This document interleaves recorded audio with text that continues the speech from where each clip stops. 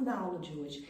A gente vai falar sobre o sistema respiratório e todo o mecanismo que envolve a troca gasosa que acontece nos nossos pulmões. Para a gente começar a falar sobre o sistema respiratório, a gente tem que compreender inicialmente que existem dois processos que se complementam, que seria a respiração celular e a respiração pulmonar.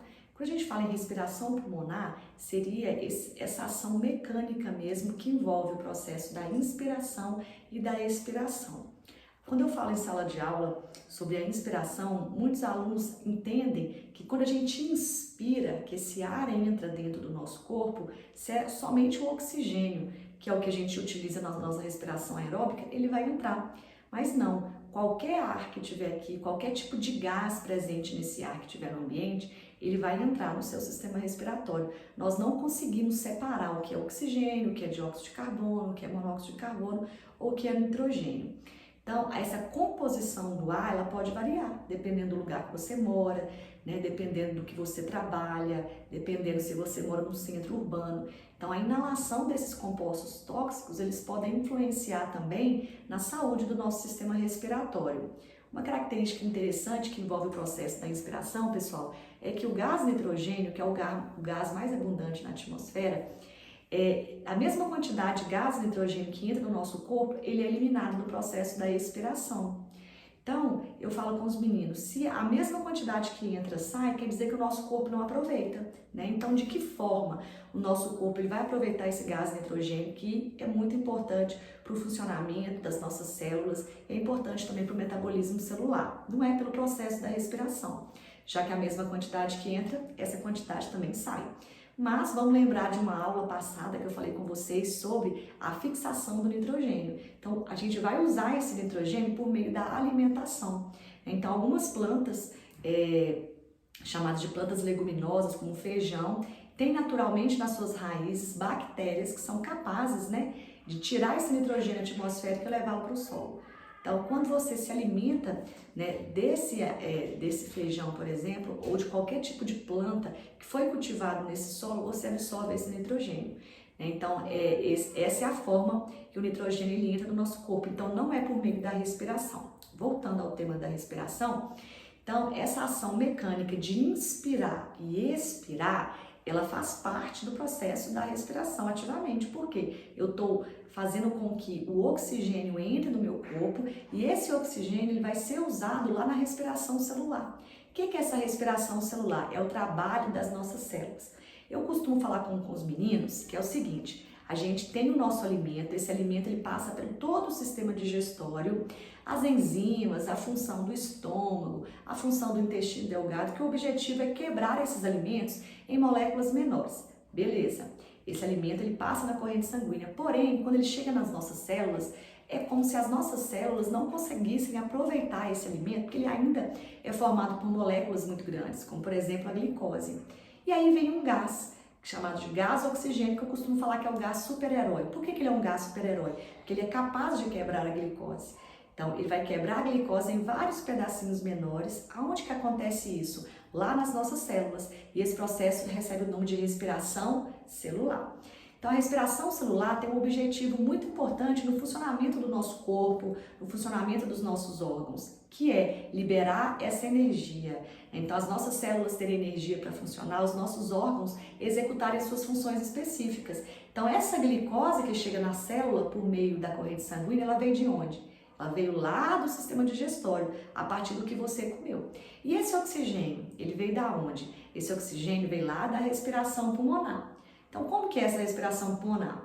É dividida em duas etapas, que é o processo da inspiração e da expiração. Na inspiração, vários gases que compõem a atmosfera terrestre, principalmente onde você vive, vai entrar no seu corpo, mas o gás principal para esse processo vai ser o gás oxigênio. Então, o gás oxigênio vai lá nas nossas células e quebra essa glicose, quebra essa molécula complexa, chamada de glicose, em pedacinhos bem menores. Aí sim, essas unidades menores, o nosso corpo consegue aproveitar como fonte de energia e assim os nossos órgãos terão energia para funcionar.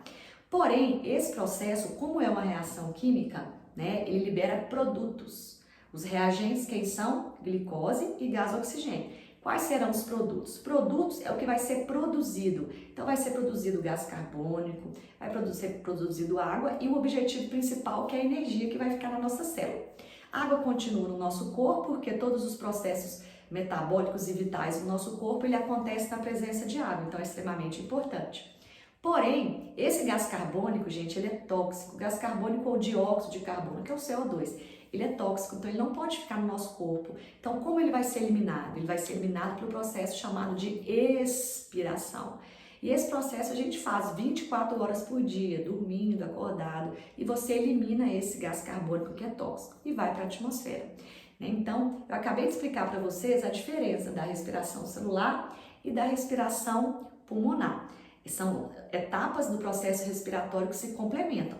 A respiração celular, para acontecer lá na célula, ela precisa da glicose que veio do alimento, que passou pelo sistema digestório, e ele precisa do oxigênio que entrou no seu corpo por meio da inspiração. Ok, continuando então, nós já diferenciamos as duas etapas do processo respiratório. Agora vamos lembrar quais são as estruturas que esse ar ele vai entrar no seu corpo, esse oxigênio ele vai percorrer no seu corpo. Inicialmente, a cavidade nasal, representada aí pelo nariz, e também pela boca, a gente pode falar que ela participa da respiração. Não é o adequado, né? Porque quando você respira pela boca, esse ar ele não é filtrado, ele não é purificado e nem aquecido. Quando você respira pelo nariz, além dos pelos, né, presentes aí na parte interna do nariz também, vai purificar esse ar, ou seja, vai tentar eliminar partículas de poeiras, agentes contaminantes. Então a gente já tem ali um sistema de defesa atuando na filtração desse ar. E nós temos células também na cavidade nasal que são responsáveis pelo aquecimento desse ar. Beleza. Então o ar entrou, né, no seu organismo, ele vai passar pela faringe. Então a faringe, gente, é uma estrutura comum tanto ao sistema digestório quanto ao sistema respiratório. Vai passar pela faringe e vai chegar na laringe. Então a laringe é uma estrutura exclusiva do sistema respiratório que está muito próxima ao esôfago. Se você estiver comendo, o alimento ele vai passar então pela faringe e vai para o esôfago e vai chegar no estômago. Porém, na respiração, o ar passou pela faringe e vai para a laringe. Da laringe, segue-se a traqueia. Quando chega na traqueia, essa estrutura ela vai bifurcar, ou seja, dividir-se em duas. São duas estruturas chamadas de brônquios. Então, esses brônquios, já na área pulmonar, vai se dividir, vai ramificar em várias estruturas que parecem raízes de plantas. Tanto que, até nos livros didáticos trazem lá o desenho do pulmão, está escrito árvore brônquica, ou seja, o desenho mesmo com os bronquíolos parece uma raiz de planta. E aí, a porção final, a porção terminal dos bronquíolos, eu costumo falar com os meninos que parece um cachinho de uva, vários cachinhos de uva ali na porção final dos bronquíolos. E essas estruturas são estruturas extremamente importantes para essa troca gasosa, são chamados de alvéolos pulmonares. E o que vai acontecer nesses alvéolos pulmonares? Um processo extremamente importante chamado de hematose. Vão lembrar que o prefixo hemo significa sangue. Então vai acontecer um processo ali como se fosse uma troca de sangue, né? Mas vai trocar o que nesse sangue? Vai trocar o oxigênio e o gás carbônico. Então, esse oxigênio está chegando ali pelo processo respiratório. Então, ele tem que ir para as nossas células. Por que ele tem que ir para as nossas células? Porque é lá nas nossas células que vai acontecer o processo da respiração celular. E quem que está vindo do nosso corpo?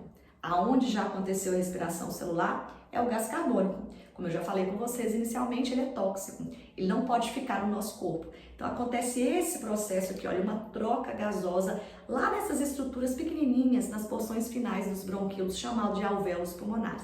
Esse processo é extremamente importante, né, para a nossa respiração celular, para a gente ter energia, recebe o nome de hematose. É como se fosse uma troca desses gases lá nos alvéolos a nível de capilar sanguíneo, né? Então, é através desse processo que o gás carbônico vai ser eliminado por meio da expiração e o oxigênio ele vai cair na corrente sanguínea e junto com a glicose que veio da sua alimentação, esses dois compostos vão chegar até as nossas células para que aconteça a respiração celular. Então, em suma, o sistema respiratório é isso, essas são as estruturas mais importantes.